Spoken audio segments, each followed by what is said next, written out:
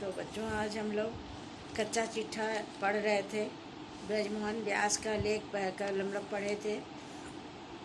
ब्रजमोहन व्यास का लेख कच्चा चिट्ठा। इसमें थोड़े दूर बताए थे कि उन्हें एक गांव में पेड़ के नीचे पत्थरों के बीच में एक चतुर्मुखी शिव जी की मूर्ति दिखाई देती है, और वो उसे अपने सामान जब वो एकत्रित करने के लिए गांव-गांव में घुमा करते थे संग्रहालय के लिए तो उनका जो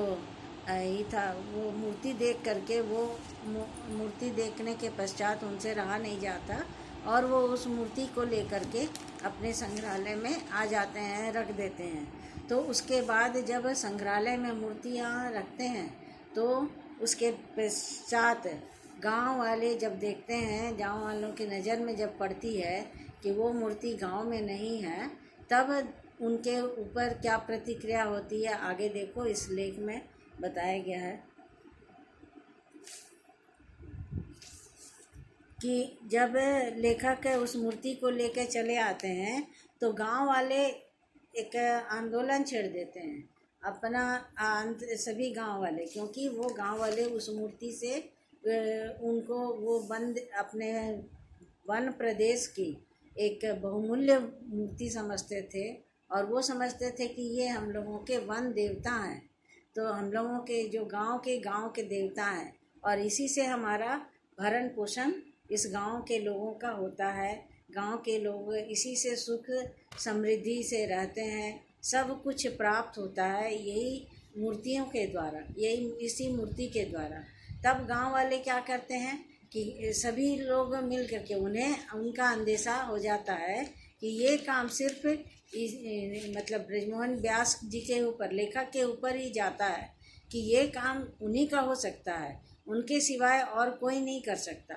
देखो, यही यहाँ पर बताया जा रहा है। कच्चा चिट्ठा मतलब कि उनकी जो आदत थी पुरानी चीज़ों को संग्रह करने की, ये उन गांव वालों को पता था कि ये इनकी आदत है, ये पुरानी चीज़ें जहाँ भी इन्हें दिखाई देती है उन चीज़ों को ला करके ये अपने संग्रहालय में रख देते हैं। अतः ये मूर्ति भी जो यहाँ से गायब हुई है, जब दूसरे दिन जब गांव वाले वहाँ जाते हैं अपने आराध्य का दर्शन करने या पूजा करने, या जो भी समझो कि जिसके लिए भी सभी को जैसे उस मूर्ति पर आस्था थी, विश्वास था, श्रद्धा थी, तो उस श्रद्धा के तहत सभी अपने दर्शन के लिए या फिर कोई उनकी पूजा करने के लिए जब गांव वाले वहाँ जाते हैं, वहाँ मूर्ति को ना देख करके सभी के मन में ये ख्याल आ जाता है कि ये लेखक का ही काम है और किसी का काम ये हो ही नहीं सकता। तो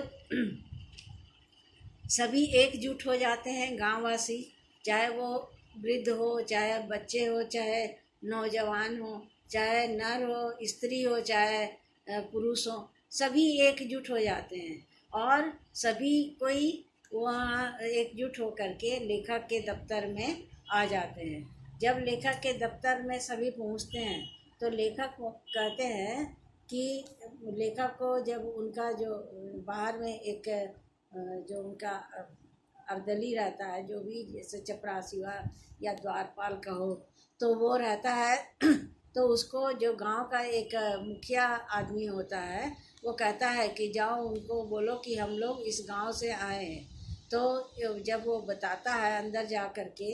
लेखक को कि इस गांव से कुछ लोग, इतने लोग आए हुए हैं, बहुत सारे लोग आए हुए हैं, उसमें बच्चे, स्त्री, पुरुष सभी कोई हैं, ये नौजवान हर कोई है। तो जब वो आते हैं बोलते हैं कि उनके मन में तो लग गया कि ध्यान में आ गया कि हमने वहाँ से मूर्ति, उस गांव से की मूर्ति को ले आए हैं, इसलिए ये गांववासी सभी मेरे ऊपर हमला करने आ गए हैं, हमला बोल दिए हैं। तो वो जैसे ही बोलते हैं कि अच्छा उन सभी को बैठाओ, मैं आता हूँ, तो वो कहते हैं कि ठीक है, गांव वाले को बोलते हैं कि बैठ जाओ, तुम लोग आ रहे हैं। तो जैसे ही लेखक बाहर निकलते हैं तो लेखक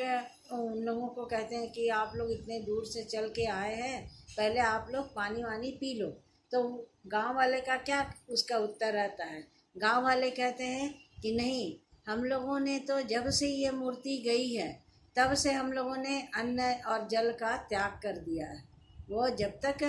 ये मूर्ति हमें वापस नहीं मिलेगी, क्योंकि ये हमारी गांव के देवता हैं और इसी से हमारा जीवन है। इन लोगों को पूरा इस मूर्ति में इतना विश्वास था, इतनी श्रद्धा थी कि लोग उनकी मैंने श्रद्धा देखते ही बनती थी उस मूर्ति के ऊपर। वो कहते हैं कि ये मूर्ति जब तक हमें नहीं, हमारे गांव तक नहीं पहुंचेगी, हम लोग अन्न जल ग्रहण नहीं करेंगे। इतना बड़ा त्याग, इतनी श्रद्धा, वो देख कर के लेखक का भी मन झुक जाता श्रद्धा से उनके प्रति, और उनकी आस्था को देख कर के वो भी निरुत्तर हो जाते हैं। निरुत्तर कहते हैं कि उनके पास कोई बोलने के लिए बात नहीं रह जाता, कोई उनके पास कोई जवाब नहीं होता। तो इस कारण से वो कहते हैं अच्छा ठीक है, मैं आपकी मूर्ति को आपके गांव तक वापस आपको वापस दे देता हूँ। तो वो कहते हैं कि नहीं, जब तक आप और तुम लोग जल तो पियो, जल ग्रहण करो, कुछ मुंह तो मीठा कर लो। फिर वो लेखक की बातों पर विश्वास नहीं करते। वो कहते हैं नहीं, जब तक तुम आप मुझे इस भिजवाओगे नहीं, तब तक हम लोग नहीं जल और अन्न का अपने शरीर में ग्रहण करेंगे। ये हम लोगों का व्रत है, चाहे हम लोग इसके लिए हम लोगों की प्राण भी निकल जाए, लेकिन हम लोग इसके बिना इस मूर्ति को पाए हम लोग का गांव जब तक नहीं पहुंचेगी, हम लोग इसका अन्न जल को ग्रहण नहीं करेंगे। तब लेखक जो है वो उनके आस्था और श्रद्धा को देख करके बहुत ही उनके मन में इन लोगों के प्रति भी प्यार उमड़ता है, और वहाँ पर उनके मन में प्यार उमड़ता है, और उनकी श्रद्धा को देख करके वो कहते हैं कि नहीं, मैं अभी आप लोगों को ये मूर्ति सौंप देता हूँ, आप लोग इसको ले जा सकते हैं। लेकिन उसे जब कहते हैं कि ईश्वर के प्रति उनकी सच्ची आस्था और भक्ति देखकर बहुत प्रभावित हुआ, और वह मूर्ति उन्हें सकुशल लौटा दी। अर्थात फिर उन्हें उनके गाड़ी में, वो अपनी ही गाड़ी में उस मूर्ति को रख करके उनको भिजवाने का प्रबंध करते हैं। और तब वो गांव वाले जो होते हैं वो वहाँ पर वो कुछ मिठाइयाँ मंगवाते हैं, और मिठाइयाँ और जल का जो सेवन करवाते हैं वो लोग ग्रहण करते हैं। गांव वाले सभी खुशी से कि हमें मूर्ति वापस मिल गई, और वो लोग फिर झूम झूम करके अपने गांव में उस मूर्ति को वापस लाते हैं। तो यहाँ पर ये जब बोलते हैं कि एक लेखक के प्रति इन लोगों की शंका जो निराधार नहीं थी, वो उनकी जो आदत थी, इस आदत को सभी लोग जानते पहचानते थे कि इनकी जो आदत है वो सामानों को उठाने की, सामानों को एकत्रित करने की, उस आदत के तहत ये अपने वो लाचार हो जाते हैं और उनको उठाने का। तो यही कच्चा चिट्ठा यहाँ शीर्षक के जो है वो शीर्षक की सार्थकता नज़र आती है, कि जो शीर्षक है कि उनकी पोल खुल जाती है कि और किसी के जगह पर ना जा कर के गाँव वाले उन्हीं के पास आ जाते हैं, और डायरेक्ट सीधे सीधे उनके पास आ जाते हैं, जिससे कि उनकी ये जो बात थी वो